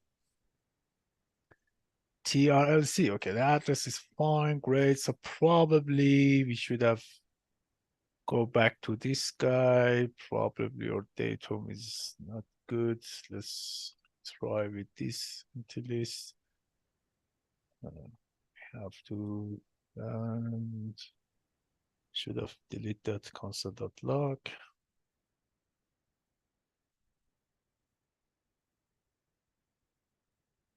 Oh, no problem. Yeah, guys. No, yeah, there's a problem. It took some time, so I thought still there is a problem. Is doing I think, but by the way, maybe this is not the problem, but let me go back here. Delete this console.log.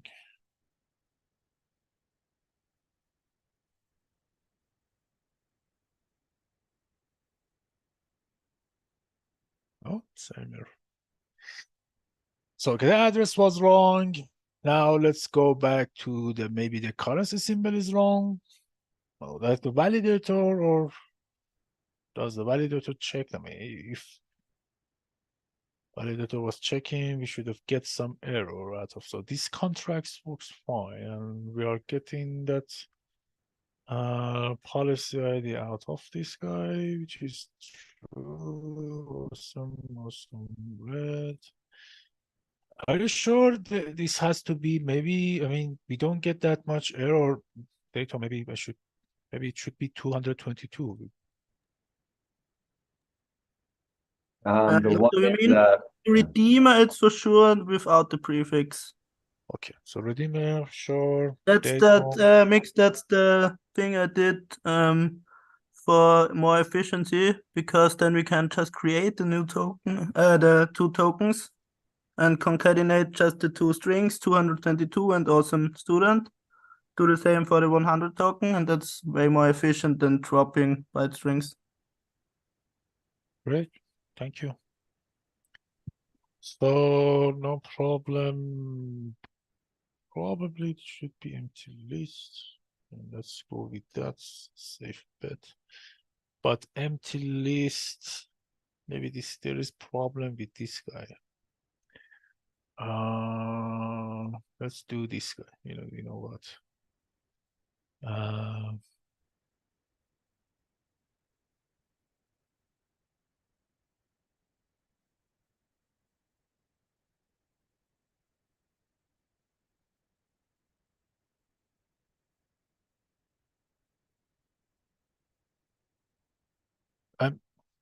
Okay, In what the is chat, this? there's now a sample JSON datum. Maybe that helps it. Okay, let's actually take this guy and see what these are like console dot log and our beloved data. And let's see, what do we get? I mean, it should be Cbor if I remember it correctly. But let's see, what do we get? What do we get? Cbor object, right? Okay, nice. So it is Cbor. Let's copy this guy. Where should we put to get nice Cbor code? Cardano scan has nice Cbor code. More datum inspector. Yeah, let's put this here. So okay. Does this look okay? This is Can you copy the one I sent in the chat and then format it with VS Code? Should work. duplicate. Let's put that. Let me open a new file. I mean, that dot JSON. Sorry.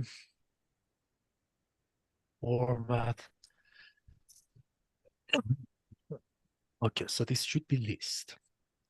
1, 2, 3 construct.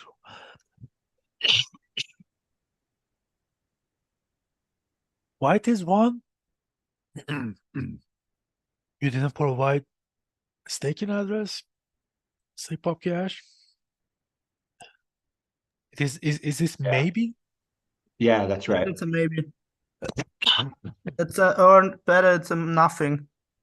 Okay, no problem. 0 would be just and 1 is nothing. So first, let's go for 1, 2, 3, 4. So we have 4. Here is 1, 2, 3. So we are moving too deep. Let's go back to our code. So I should remove this, and of course this guy, and I should remove all of this until this guy, and I should remind the main one. Here must be list, and I mean here again another list. Sorry, and Mix that staking part. That's just in the sample, nothing. I think it's okay if you have it, depending on the address you're using. let's just go with this datum you've provided and see what's up. I mean, because I Okay. think we have something good working. So let's try with that. Then we can change it to a stake address. It's still the same error. Let's copy this guy. Okay, so 1, 2, 3. Well, this kind of looks. Yes, coming back. Sorry, here. 1, 2, 3 bytes. 1, 2, 3 bytes, and then 1. It should be, I think, it should be under this guy in this field. Yep. So sorry, that is wrong. This nice beloved guy should be. There should be here. Let me, sorry, go back to this. It is field. We want to 3. This. Oh, this is in under 1. So yeah, that's the thing. So we should, I mean, I'm sorry. This is the problem. Should be here, like this guy. Let's see again. And it is fun, you know. No, it's really instructive. I lost a whole day just because I was struggling with address and didn't notice. Okay, so at least this looks better. It is empty list byte construct. Okay, 1, 2, 3. This doesn't look 1, 2. And I go back to 1, 2, 3, and 1, 2, 3. 1, 2, 3. Yeah, this is, I think, fine. Or is it?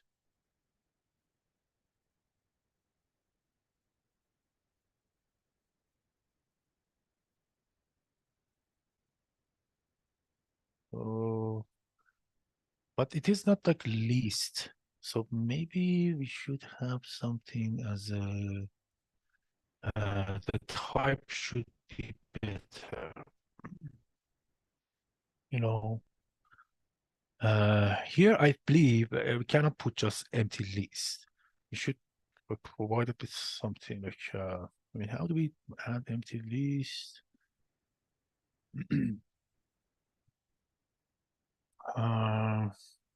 Const empty list, and then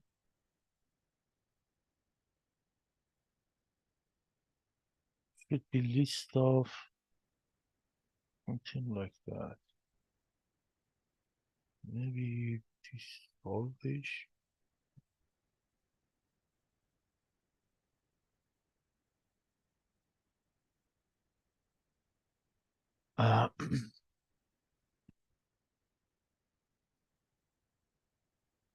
By the way, Apollo is very more difficult, like too much. Now Yeah. it's better. Just 4 days ago, they made it so much better, but now what? Yeah. So Well, it is and just, it's you not know, nice. we should Okay. probably start paying attention to our time a little bit. This is a Yeah. great exploration, Yeah. but if we're not able to get through it today, it's okay. Can we continue it on Wednesday? I hope Next week, yeah, let's keep it next going. week. Maybe we can move forward. I will work on this to like, make it happen. Yeah. Because And I'm you know, I'm not against using Lucid when it's a great tool. But we've invested a lot of time in making sure that our system works with mesh. So we're unlikely to make a wholesale switch over there. But I do no, think of course. Apollo stuff is really interesting. Yeah, because Apollo. I mean, let me show you guys like what do I mean by Apollo. Let me bring my VM here. Like for example, like the transaction building with Apollo is far easier, kind of. Like we will create a structure, like this structure. We tell it is bytes, ints. We tell it is the integer, the index, I mean, the index of that.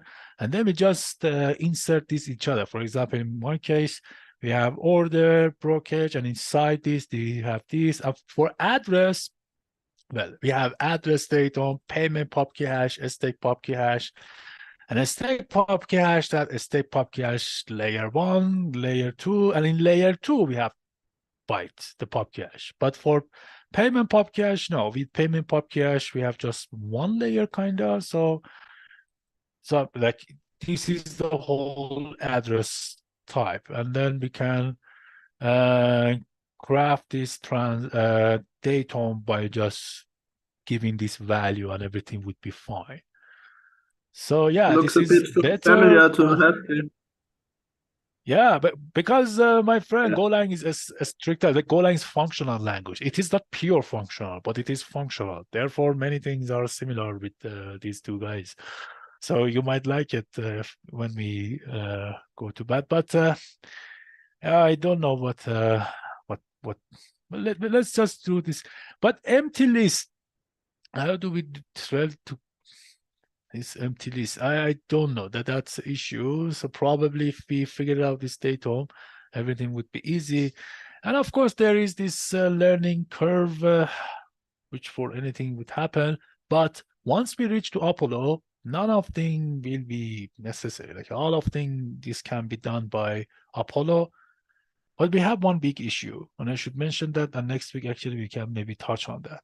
Right now, I don't claim it doesn't exist, but I personally could not figure out how to burn a token. I couldn't. Like I can mint a token, I can craft complex transaction, but burning, no. And another thing would be, for some reason, minting transaction, the execution unit doesn't count, and they are working on it.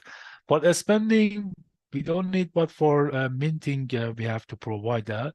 But that is the big issue for me, that minting. I've contacted their team, still they haven't contacted me, but I think 5 minutes from now, I hope Chris, we have a meeting with Chris. I'm going to ask him, probably he knows. If not, we have to wait. But I should say, they've added minting, this minting transaction, like how to do minting in a transaction, this guy. Just, I think, 4 weeks ago, like 1 month ago. That much new and alive or under development, these libraries. But the good thing is, if there is no minting, everything looks fine. Like I have two reference contract in one transaction. I have pay to the address, signer. Well, there are a lot of things, but it works. But just this minting doesn't work, but the other thing works. So yeah. And we will touch this step by next Wednesday. I hope by next Wednesday we can figure it out, what the hell is problem with this data stuff. Yeah, thank you everyone. It was a great session, and I'm sorry if we didn't hit that much high dose of dopamine together, but it's the process. It's the yeah, it's a process. process. All But you good. guys, let's we will continue. But I can assure you that after finishing this, things become very easy. Like this multi-sig stuff, you will be familiar. And as I said again, this is JavaScript, pure JavaScript. If you want to go with TypeScript, you don't need to go this hassle, like this bothering thing. You don't. That thing will done it automatically. But yeah, thank you. Let me stop sharing, and see you guys next week. Thanks, Max. Yeah, great stuff. On Wednesday, can we work on Apollo first? Sure. Or do Sure, we need let's to see what craft is same up? I Yeah. think by Wednesday I can figure it out what is the problem of this date home. And then by Wednesday we will start crafting same transaction with Apollo. Great. Like we can like doing everything. But because we have this kind of blueprint, like what transaction hash we need, what this we need, like user, all this, we can just simply copy paste a lot of things and move forward quickly. All right. Great. Thanks, y'all. Thank you, See you soon. everyone. See you Next soon. time. See you.